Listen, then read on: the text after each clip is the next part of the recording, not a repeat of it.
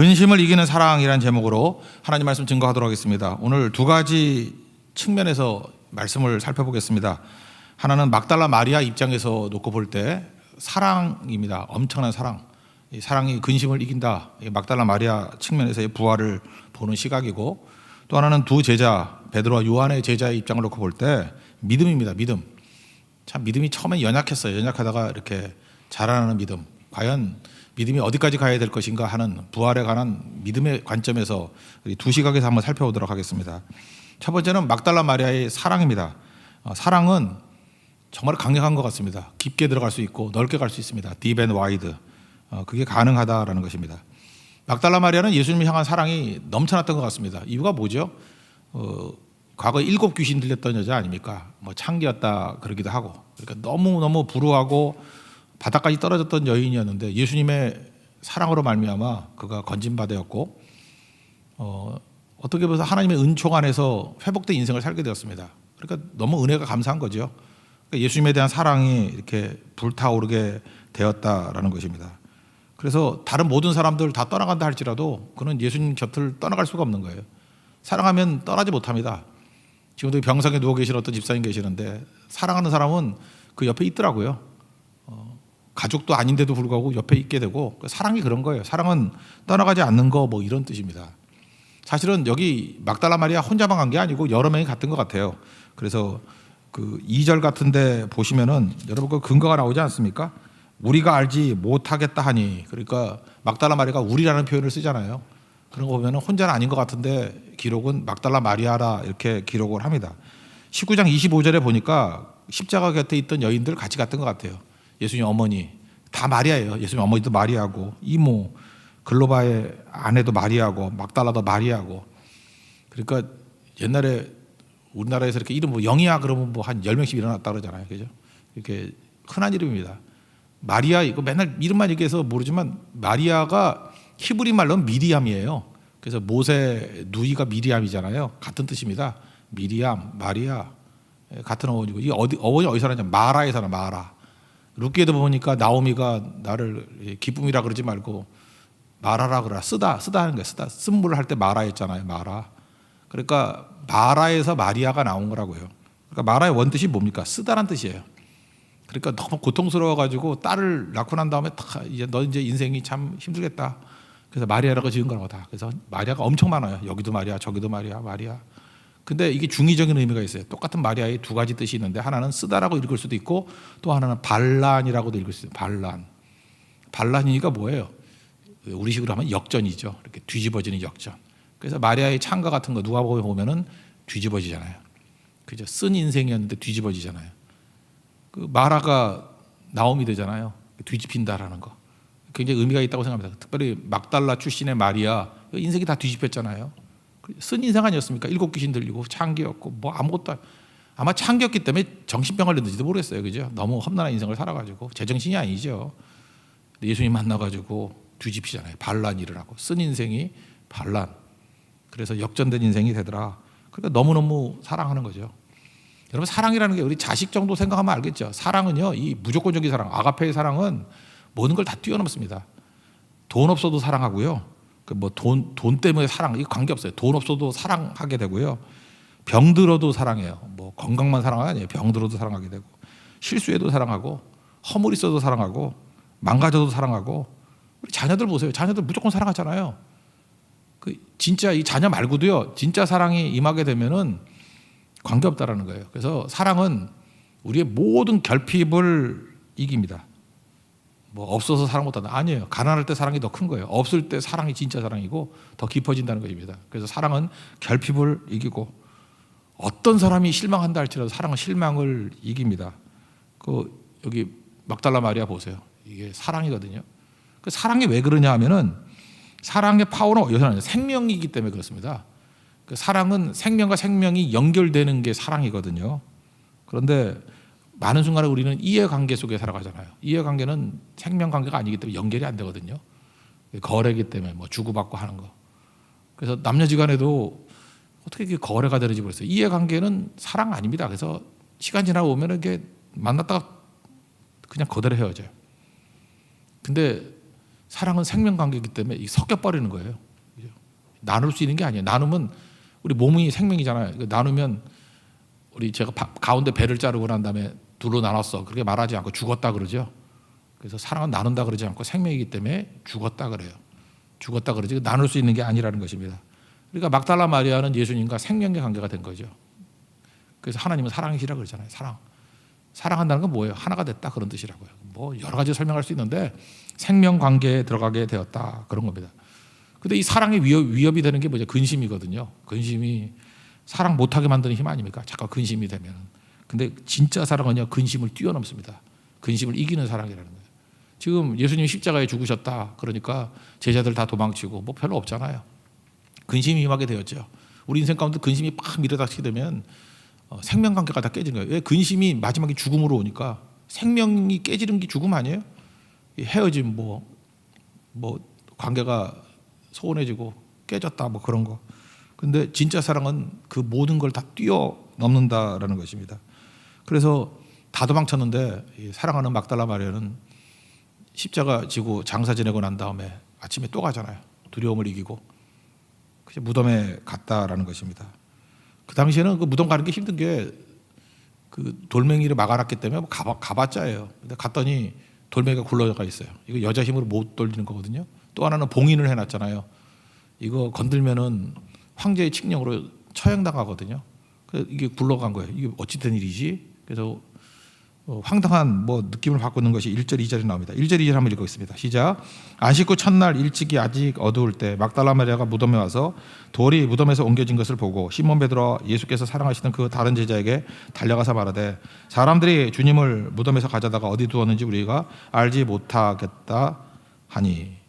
여기 보니까 우리가 알지 못하겠다 이게 나오잖아요. 그죠? 그러니까 혼자는 아닌 것 같아요. 근데 여기 대표적으로 막달라 마리아만 기록했다라는 것입니다. 베드로와 요한은 나중에 여기 십자가 뜬다고 집으로 갔대요. 그런데 예수님 없는 걸 보고 제자들도 확인하고, 그렇지만 막달라 마리아는 계속 머물러 있었습니다.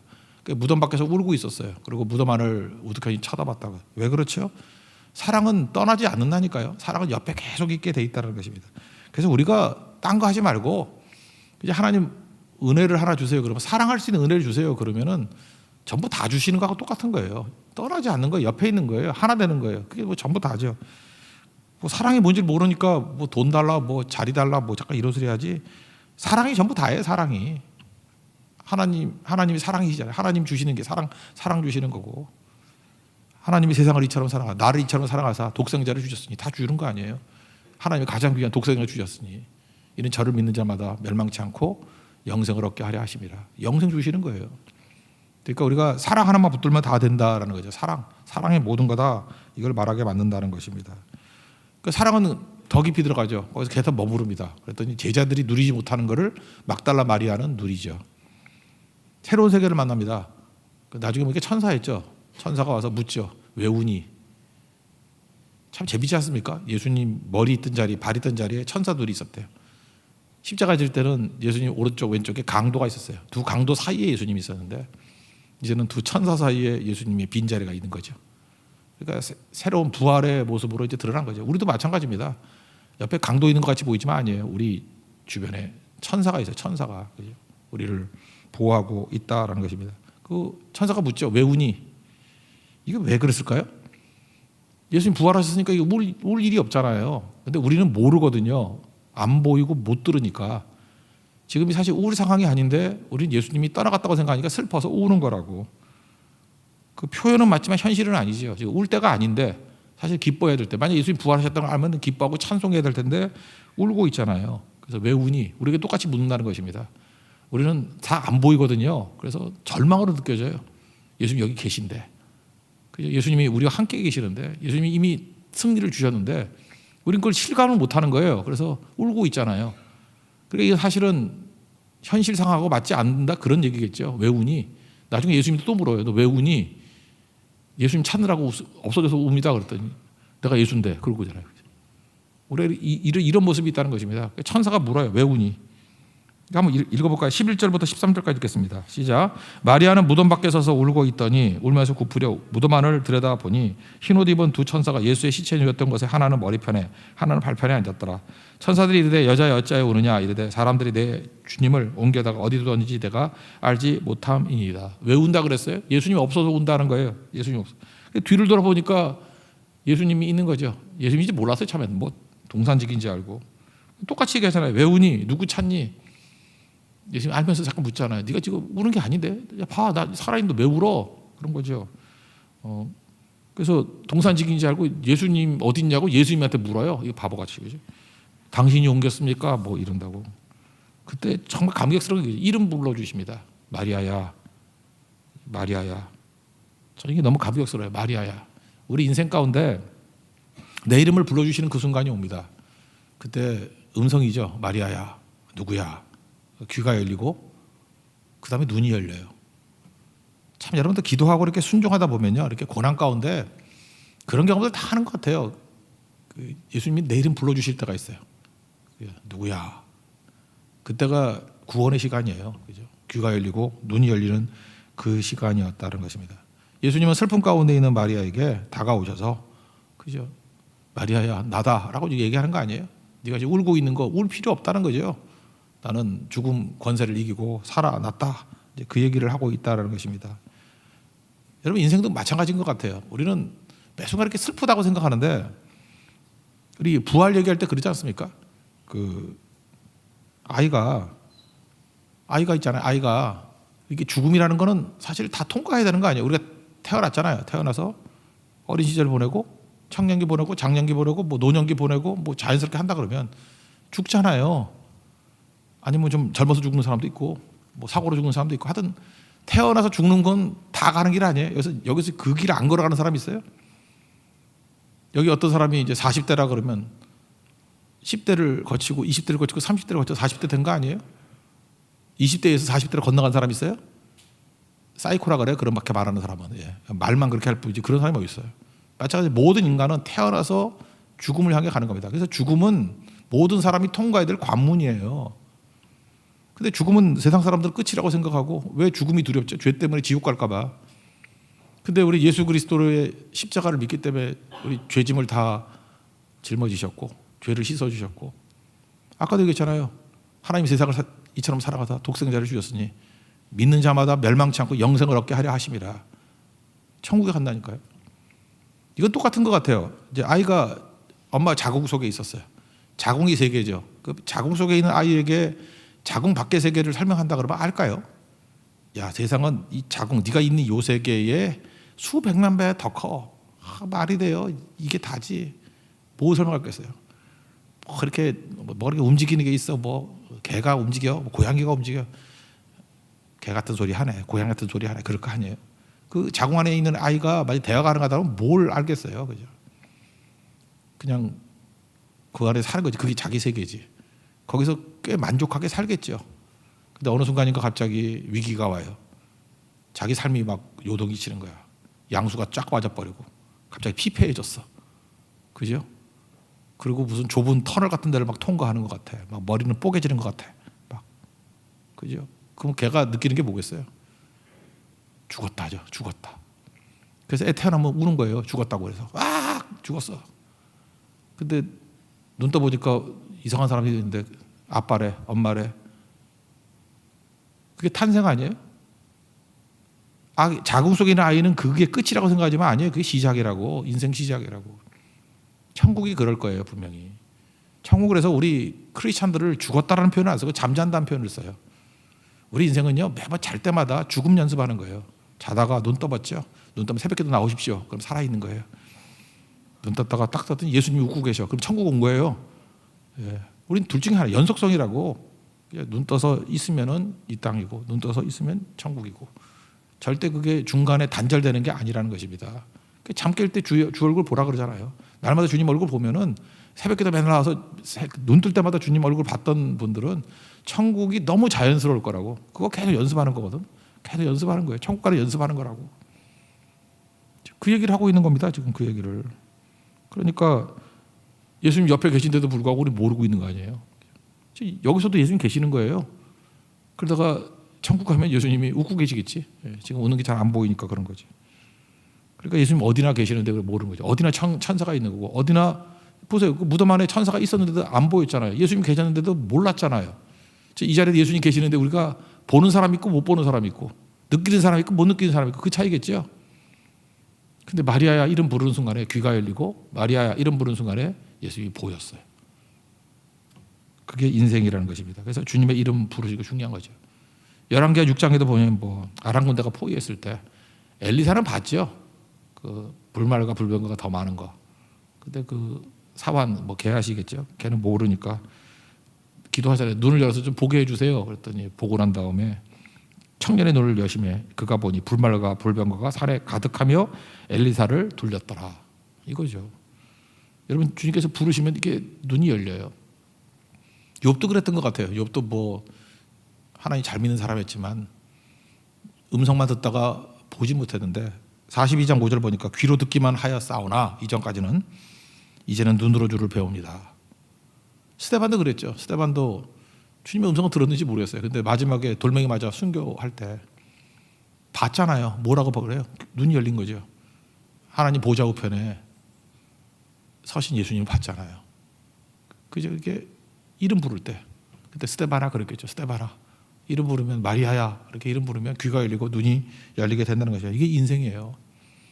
그래서 여러분들 주님 깊이 사랑하면 사랑하는 사람만 이게 느끼는 것 같아요. 사랑하면 떠나지 않아요. 사랑하면 사랑이 파워예요.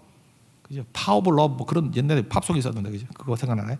사랑의 힘이 그 엄청난 거라고. 사랑의 힘은 머무르게 만들고 끝까지 가게 만들고 듣고 보게 만드는 게 사랑의 힘이에요. 듣고 봅니다. 볼 때까지 가는 게 사랑이에요. 사랑이 전부 다예요. 사랑이. 그래서 제자들도 못하는 그 막달라 마리아는 예수님을 깊이 사랑해서 여기까지 가더라 그런 얘기 아니에요. 14절부터 16절까지 읽겠습니다. 시작. 이 말을 하고 뒤로 돌이켜 예수께서 서 계신 것을 보았으나 예수이신 줄은 알지 못하더라. 예수께서 이르시되 여자여 어찌하여 울며 누구를 찾느냐 하시니 마리아는 그가 동산지기인 줄 알고 이르되 주여 당신이 옮겼거든 어디 두었는지 내게 이르소서 그리하면 내가 가져가리이다. 예수께서 마리아야 하시거늘 마리아가 돌이켜 히브리 말로 라보니 하니 이는 선생님이라는 말이라. 그죠? 마리아야 선생님 그러면서 이제 알게 됐다라는 거죠. 사실은 그 17절 이 말씀 되게 이거 난해 구절이기도 한데 나를 붙들지 말라. 뭐 예수님이 그랬대요. 나를 붙들지 말라. 이게 뭐 주석이나 이런 거 살아봐도 이거 해석이 쉽지는 않아요. 그러니까 매달리지 말라 뭐 이런 뜻이는 난해구로 칩니다. 장악하지 말라 이런 뜻인 것 같아요. 장악하지 말라. 우리 인간은 너무 살아가면 독점하려는 욕구가 있죠. 그거 정상적인 거 아니에요? 예수님 사랑하니까 나하고만 좀 있어줘요. 독점하려는 거. 사랑하면 독점하려고 그러고 소유하려고 그런 게 있는 거죠. 근데 예수님 뭐냐면 야, 나 붙들지 마라. 나 아버지께로 가야 돼. 이거 앞에 있는 예수님 말씀을 이해하면 이해가 되겠죠. 그 예수님의 다락방 설교에 보면은 16장에서 7절에 내가 떠나가는 것이 유익이다 그랬잖아요. 예수님이. 그때는 기억도 못했겠지만 내가 떠나가는 것이 유익이다. 내가 떠나가지 않으면 보혜사가 너에게 오지 않는다. 그죠? 보혜사가 오셔서 너희들 가르치시고 인도하시고 뭐 온갖 좋은 거 다 준다 그런 얘기 아니에요? 그러니까 떠나가야 된다. 그러니까 예수님이 나 붙잡지 마. 네가 너만 날 독점하려 그러면 안 돼. 왜냐면 네가 독점하면 딴 사람 못 만나잖아. 근데 예수님이 아버지께로 가셔서 누굴 보내주셔요? 보혜사 성령을 보내주시면 이제는 누구나와 함께 할 수 있는 거죠. 그거 아니에요? 참 묘해요. 여러분 안에 성령이 계신 분 있습니까? 근데 묘해요. 성령이 나와 함께 하셔요. 그러면 앞에 있는 이 차형제하고는 함께 안 하시나? 만약에 인간이 육체를 갖고 있다면 나랑 함께 하면 저 형제하고는 같이 할 수 없는 거죠. 근데 성령은 안 그래요. 성령이 내 안에 계시고 저 형제 안에도 계시고 이 강도사님 안에도 계시고 이게 가능한 거죠. 그렇게 해석하는 게 제가 제일 옳다고 생각합니다. 그래서 17절 보니까 이렇게 하잖아요. 내 아버지가 곧 너희 아버지라고. 독점이 아닌 거죠. 그죠? 누구나에게나 다 동등하게 될 수 있는 거다. 너희 하나님께로 올라간다 하라. 뭐 이렇게 말씀하고 있다라는 것입니다. 너무 중요한 것 같아요. 그래서 나중에 뭐라 그래요? 부활의 주님 전하라 그러잖아요. 17, 18절 한번 읽겠습니다. 시작. 예수께서 이르시되 나를 붙들지 말라. 내가 아직 아버지께로 올라가지 아니하였노라. 너는 내 형제들에게 가서 이르되 내가 내 아버지 곧 너희 아버지 내 하나님 곧 너희 하나님께로 올라간다 하라 하시니 막달라 마리아가 가서 제자들에게 내가 주를 보았다 하고 또 주께서 자기에게 이렇게 말씀하셨다 이르니라. 예수님 부활을 증거하라. 그러니까 우리가 할 일은 뭐죠? 뭐 독점하려고 그러지 말고 증거하는 거죠. 그래서 부활의 증거 영이 뭐예요? 나중에 보면 사도행전에 보면 그게 성령이에요. 성령은 예수의 영, 부활의 영, 부활 때문에 오신 영이에요. 그리고 증거의 영, 우리와 함께 하시는 보혜사 성령이라고. 그 예수님께서 이렇게 말씀을 해주셨다는 것입니다. 이 모든 것들을 제일 먼저 누구에게 알려줬어요? 너무 영광스럽게 막달라 마리아에게, 그 쓰다라는 이름의 마리아에게 반전이 일어난 거죠. 역전이 일어난 거라고. 그 인생이 이제 나오미가 됐겠죠. 희락이 되고 기쁨이 되고 변화가 됐다라는 것입니다. 이게 너무너무 중요한 것 같아요. 그래서 요한복음 3장 16절 이게 말씀이 맞다니까요. 하나님이 사랑이에요. 그래서 하나님을 설명할 수 있는 사랑밖에 없어요. 하나님 왜 독생자를 주셨습니까? 뭐라고 설명할 거예요? 사랑이에요. 사랑하는 사람만 사랑이 이해가 되는 거예요. 하나님 사랑받지 못한 사람은 이거 죽었다 깨라도 이해 못해요. 근데 하나님과 우리 사랑하잖아요. 하나님 나를 사랑해요. 제일 좋은 거 주겠죠? 우리에게 제일 큰 문제 주겠죠? 우리 죄로 인해서 지옥 갈 백성들 아니에요. 우리 지옥에서 천국으로 바꿀 수 있는 가능성이 예수님밖에 없잖아요. 하나님이 나를 이처럼 사랑하사 길이 뭐예요? 독생자를 주셨으니 우리 뭘 하면 돼요? 믿기만 하면, 그를 믿으면. 사랑하니까 우리가 제일 좋은 게 뭐예요? 영생, 이터널 라이프, 천국을 주신다. 사랑은 그런 거 아니에요? 사랑은 제일 좋은 거 주는 거 아니에요? 사람이 사랑해요. 그럼 우리도 사랑을 받았어요. 그럼 우리가 사랑하는 사람만 예수님의 음성을 듣고 예수님의 모습을 본다니까, 눈으로 본다니까요. 제자라 할지라도 사랑 없으면 거기까지 못 가요. 사랑이 가게 맞아요. 사랑이. 요한복음 3장 16절이 그런 거와 마찬가지로 이거 참 재밌는 것 같아요. 요한 서신이 있죠. 요한일서 3장 16절에는 이렇게 나와 있습니다. 제가 읽어드릴게요. 요한일서 3장 16절. 요한복음 3장 16절하고 그 다음 사명인 것 같아. 그가 우리를 위하여 목숨을 버리셨으니, 그는 누구예요? 예수님이죠. 예수님이 우리를 위해서 목숨을 버리셨으니 우리가 이로써 사랑을 알고, 예수님한테 뭘 배웠어요? 사랑을 배우고 사랑을 알았다. 우리 사명, 우리도 형제들을 위하여 목숨을 버리는 것이 마땅하니라. 우리 사명이에요. 그죠? 목숨 걸고 뭐 했죠? 그 다음에 부활의 예수님 증거했다고. 그죠? 예수님 사랑하자고. 그래서 우리 그 다음에 증거된, 이렇게 목숨 걸고 증거됐던 것들 우리가 이제 복음이 왔잖아요. 우리가 할 일이 뭐죠? 사랑의 빚진 자 되어서 이제는 복음 증거하는 게 마땅하지 않냐, 그런 얘기죠. 그래서 막달라 마리아가 부활의 증인이 되잖아요. 제자들에게 알렸잖아요. 가서 자기가 본 거, 자기가 들은 거 알리잖아요. 사도행전에 똑같은 얘기 나오죠. 뭐 전도하지 말라 그랬더니 보고 들은 것을 전하지 아니할 수 없다. 똑같은 일들이 계속 반복되고 있다라는 것입니다. 원동력은 어디 있어요? 사랑이에요. 그래서 하나님 앞에서 우리가 가져야 될 게 뭐냐, 뭐 구해야 될 게 뭐냐, 하나님의 사랑이 부은 바 돼야 된다는 것입니다. 그리고 예수님 때문에 배운 게 뭐예요? 이로써 우리가 그 사랑을 알고. 예수님 뭘 알기를 원해요? 예수님 뭐 인적사항 알 거예요? 예수님 뭐 스토리 알 거예요? 우리는 한 가지를 원한다 그러면 예수님의 사랑을 알고, 그가 우리를 위해서 목숨을 버리셨으니, 십자가를 통해서 나를 위해서 목숨을 버리셨으니 뭘 알아요? 사랑을 알고. 그럼 우리 사랑이 뭐로 전달이 될까요? 우리도 목숨 버리면 사랑이 전달돼요.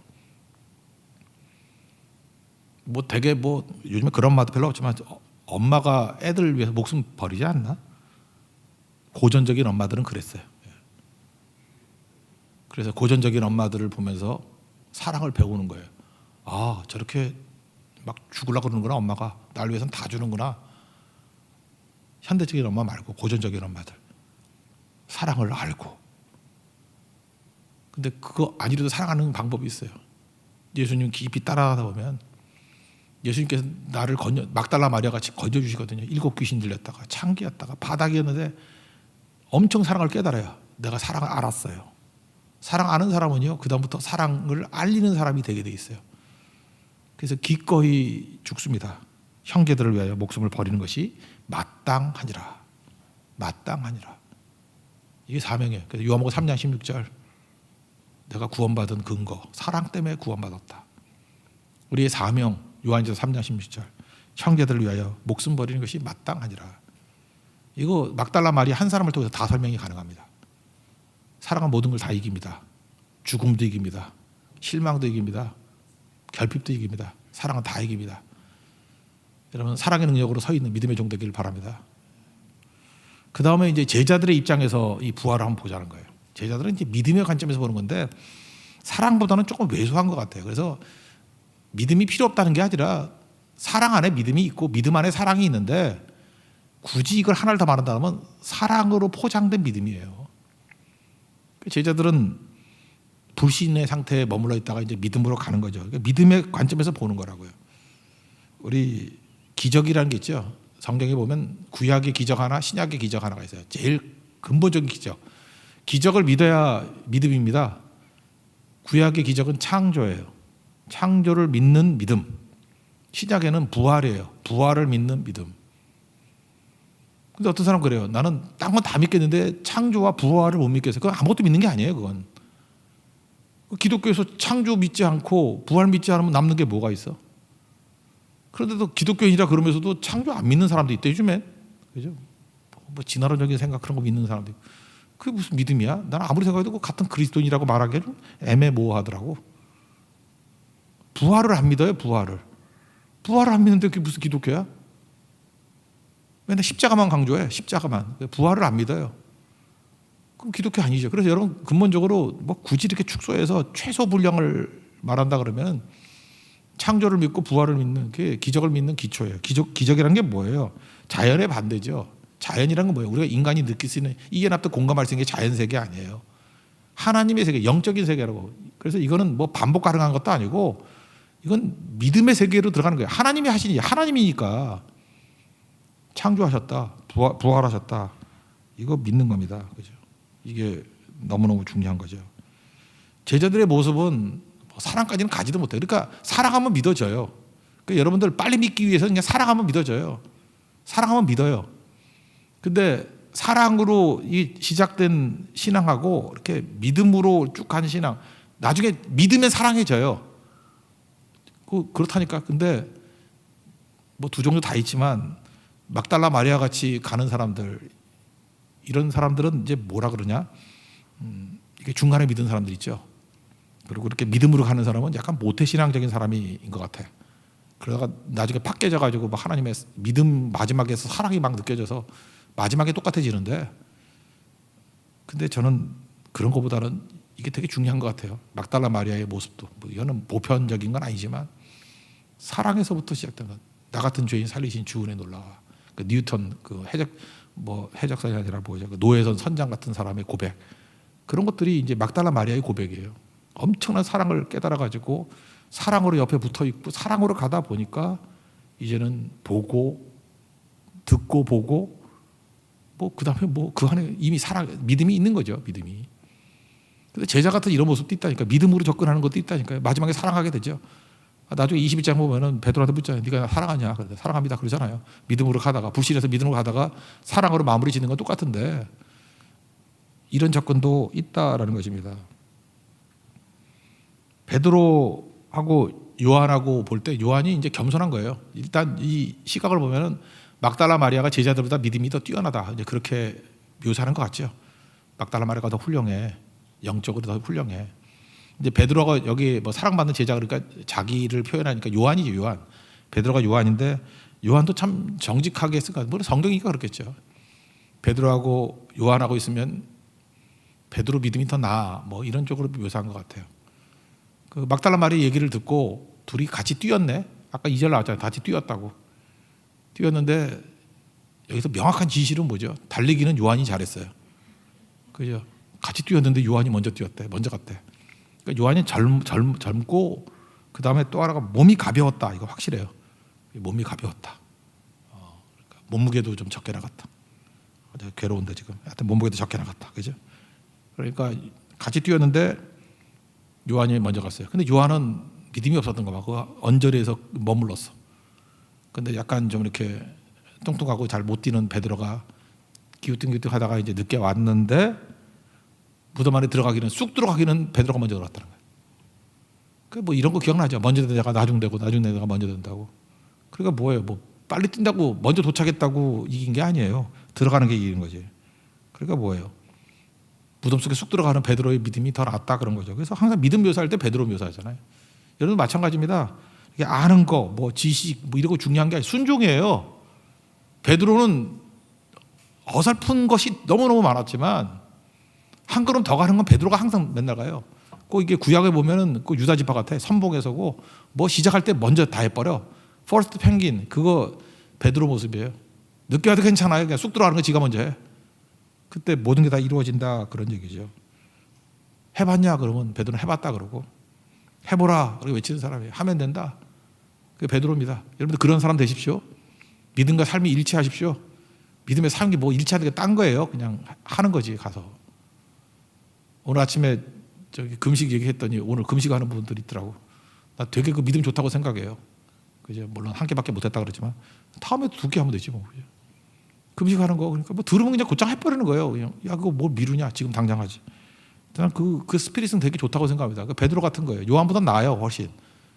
3절부터 6절까지 읽겠습니다. 시작. 베드로와 그 다른 제자가 나가서 무덤으로 갈새 둘이 같이 다름질하더니 그 다른 제자가 베드로보다 더 빨리 달려가서 먼저 무덤에 이르러 굽으려 세마포 놓인 것을 보았으나 들어가지는 아니하였더니 시몬 베드로는 따라와서 무덤에 들어가 보니 세마포가 놓였고. 이거를 제가 옛날에도 이거 뭐 많은 분들이 이거 분석하던데 이것도 분석이 좀 가치가 있는 것 같아요. 그 헬라어에 보면은 보다라는 단어가 여러 단어가 있어요. 똑같이 보다가 아닌데 이게 보다라는 단어를 가지고 뭐 믿음의 1단계, 2단계, 3단계 나누는데 이것도 저는 그 툴이 좋다고 생각을 해요. 여기 먼저 5절을 보면은요. 보다가 나오죠. 굽으려 세마포 놓인 것을 보았으나 들어가지는 아니하였더니 그러니까 누가 본 거예요 이게? 요한이 본 거죠. 요한이. 입구에서 본 거예요. 보니까 세마포 놓인 것이 보이네. 여기에 보았으나라고 5절에 쓴 봤다라는 단어가 헬라어로 블레포예요. 이거 신학교 가면 제일 먼저 배우는 단어인데 블레포, 보다, 블레포. 일과에 나와 블레포. 그래서 헬라어 딴 거 못 외워도 이건 다 외울 거예요. 강우산 이거 외웠죠? 블레포 알죠? 예, 강우산이 말하면 다 아는 거예요. 이건 다 일과는 다 알아요. 블레포, 보다, 블레포. 이건 관심 없이 보는 거예요. 이렇게 쓱 보는 거, 이렇게 쓱 보는 거. 봤어? 이러는 거. 그러니까 여기서 이제 쓸 때 보기는 보아도 보지 못하면 뭐 이럴 때 쓰는 말이에요. 그러니까 봤는데 본 게 아니야. 이게 블레포예요. 이렇게 쓱 보다 블레포. 의미를 발견하지 못하는 거예요. 그냥 지나가듯이 보다 블레포. 요한이 그랬다는 거예요. 요한 참 겸손하죠. 자기 모습을 보세요. 나는 블레포했다. 그냥 쓱 봤다. 근데 베드로 2단계 여기 보다가 또 나오거든요. 베드로가 봤다. 베드로가 와서 6절을 보니까 시몬 베드로는 따라와서 무덤에 들어가 보니 세마포가 놓였고 세마포가 이렇게 칭칭 감자래요. 붕대로 미이라 같이. 그러면 거기다가 이제 모략이나 뭐 이런 걸 보면 이렇게 딱딱하게 굳어질 거 아니에요. 그저 우리 뭐라 그러지? 기부수 할 때 이렇게 막 감아놓고 난 다음에 이렇게 뭐 발라놓으면 딱딱하게 굳어질 거 아니에요. 그러면 이걸 깨고 나오든지 풀고 나와야 될 거 아니에요. 근데 그게 존 스타트의 표현에 의하면 누에고치라고 표현했어. 그 안에 있는 시체만 싹 없어진 거야.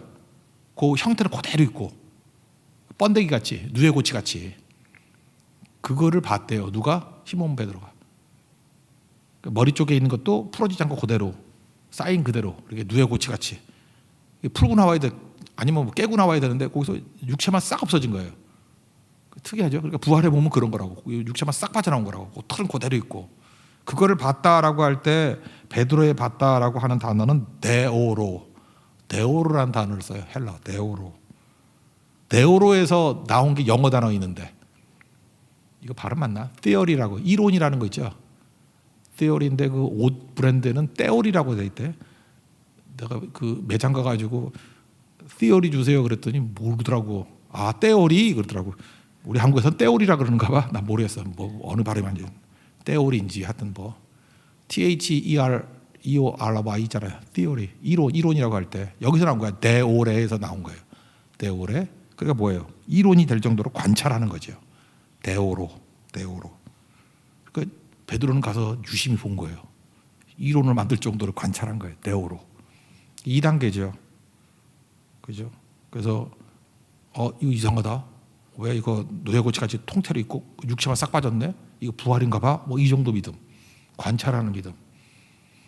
마지막에 3단계는 에이도라는 단어를 썼는데 에이도. 이거는 보고 믿더라 하는 거예요. 8절 같은 데 보면 안 읽으니까 모르겠어요. 7절 8절 한번 읽겠습니다. 시작. 또 머리를 쌌던 수고는 세마포와 함께 놓이지 않고 딴 곳에 쌌던 대로 놓여 있더라. 그때야 무덤에 먼저 갔던 그 다른 여자 들어가 보고 믿더라. 이때 같이 보고 믿더라 할 때 이걸 에이도라 그래요. 이거 똑같은 거 요한계시록에 나오거든요. 요한계시록 1장 1절에 보면은 뭐 예수 그리스도의 계시라 뭐 그러면서 반모섬에서 뭐 내가 봤는데 이렇게 나오잖아요. 1장 2절 보니까 요한은 하나님의 말씀과 예수 그리스도의 증거고 자기가 본 것을 다 증언하였느니라. 여기서 이 본 걸 할 때 이것도 에이도예요. 그러니까 믿음이 포함된 본 거예요. 그래서 이걸 믿음의 단계라 그래요. 1단계 초신자같이 브레퍼 그냥 대충 보는 거고 그 다음에 이렇게 형식만 살펴보는 게 네오로 나중에는 믿음을 가지고 보는 걸 갖다가 에이도라 그러는데 이 단계가 있다. 저는 이게 되게 중요하다고 생각합니다. 그러니까 점점 이렇게 더 깊이 믿어지는 거겠죠. 그죠? 그러니까 우리 믿음도 성장한다는 거 잊지 마시고 아직도 온전한 믿음 아니에요. 그러니까 믿음은 성장하고 있다. 그러니까 지금 제자들의 믿음은 성장하고 있는 거고 근데 제자들의 믿음이 완성된 건 아니라는 걸 알 수 있죠. 그러니까 아직도 막달라 마리아까지도 못 간 거예요. 그 이유가 뭘까? 9절 10절 한번 읽겠습니다. 시작. 그들은 성경에 그가 죽은 자 가운데서 다시 살아나야 하리라 하신 말씀을 아직 알지 못하더라. 이에 두 제자가 자기들의 집으로 돌아가니라. 이게 되게 웃기지 않아요? 시신이 없었다 그러면 찾든지 뭘 있든지 막달라 마리아 같이 죽치고 머물러 있든지 사랑하면 머무른다 그러잖아요. 제자들은 집으로 갔대. 이게 무슨 의미? 왜 이런 걸 기록했을까? 집으로 갔다? 집으로 갔다. 여러분 언제 집으로 가죠? 뭐 이렇게 하다가 나 집에 갈게. 삐졌을 때 그러는 거 아니야? 여러분 안 그래? 나 집에 가. 이렇게 하다가 나 집에 갈 거야. 그런 느낌하고 똑같은 거예요. 이게 무슨 얘기냐? 집이라는 것은 자기 자신의 마음의 집을 말하는 것 같아요. 마음의 집. 의미로 볼 때는. 마음의 집이 어떤 겁니까? 내 경험, 내 지식, 내 전제, 내가 옳다고 생각하는 거 이렇게 다 있잖아요. 우리에게. 여러분 각자 다 경험이 있고 지식이 있고 전제 있고 옳다라는 것들이 있잖아요. 다. 거기로 갔다는 거예요. 막달라 마리아는 사랑하니까 워낙 없으니까 뭐 자기 집도 없겠지. 그러니까 계속 간 거예요. 계속 가니까 마리아라는 음성 듣고 예수님의 모습을 보고. 근데 웬만한 사람들은 다 여기서 멈춘다는 거예요. 그 예수님의 상당히 많은 근거를 봤음에도 불구하고 믿음이 더 성장하지 못하고 집으로 가버리는 거예요. 그래서 믿음의 본질은 뭔지 아십니까? 집 떠나는 거예요. 아브라함 믿음의 출발이 뭐예요? 창세기 12장 1절 보니까 너는 너의 고향과 친척과 아버지의 집을 떠나 내가 내게 보여줄 그 땅으로 가라. 그 집 떠나는 거죠. 사랑하면 떠나는 게 쉬워져요. 근데 사랑 없이 믿음으로 가는 사람은 이게 믿음의 그냥 단계로 1단계, 2단계, 3단계로 해서 집 떠나가기가 힘들어. 좀 지치면 집으로 가. 우리 같이 이렇게 장로교인들 같이 이런 같이 이렇게 차분하게 믿는 사람들 있잖아요. 특별히 좀 학력이 높거나 뭐 세상에서 잘 나가고 이런 사람들은 자기 공부하는 식으로 예수를 믿어. 1단계, 2단계, 3단계. 너무 힘들면은 목사님 잠깐만 이제 노터치 그리고 집에 가서 있어. 하나님께서 이거 원하지 않으니까 어떻게 할까요 이거? 그러니까 고난이 오지. 고난이 개작살 나지 그냥. 그래서 막달라 마리아 같은 데로 가든지 자꾸만 게 반복이 되면 그래서 죽음 직전까지 가가지고 그 구원의 사랑 뭐 이런 거 경험해가지고 그 다음에 눈물 콧물 흘리고 천부의 의지가 벗어서 읽고 오는 거지. 그런 거죠. 오늘 제자들의 믿음의 관점에서 우리가 알 수 있는 건 뭐냐면 집으로 돌아가지 말라는 거예요.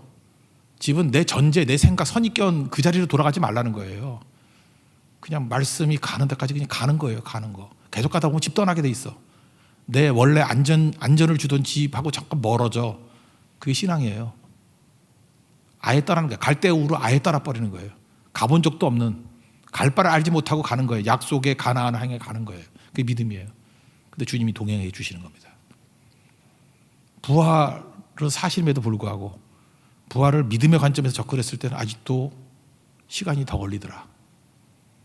그렇지만 이것도 뭐 나쁜 건 아니에요. 여러분 인생에도 믿음의 성장이 있다는 거 잊지 말고 그러니까 믿음의 성장하기 위해서는 반드시 필요한 게 뭐냐 하면 집으로 가면 안 되고 계속 순종해야 된다니까요. 순종해. 그래서 믿음에서는 걸음이라고 그러잖아요. 걸음. 믿음의 걸음이 중요해요. 걸음. 계속 걸어가야 돼요. 계속. 그러면은 그렇게 원하던 마음의 감격의 사랑도 느끼게 돼요. 나중에는. 계속 걸어가면. 근데 돌아가면 안 된다는 거예요. 우리 주님과 함께 믿음의 성장이 있어서 믿음에서 예수 그리스도의 부활의 실체를 발견하고 부활이 우리 삶 가운데서 능력으로 드러나는 우리 믿음의 신실한 종 되기를 축원합니다. 예, 자리에서 일어나겠습니다. 기도를 멈추지 마라 찬양하겠습니다. 모레도 끝까지 가십시오.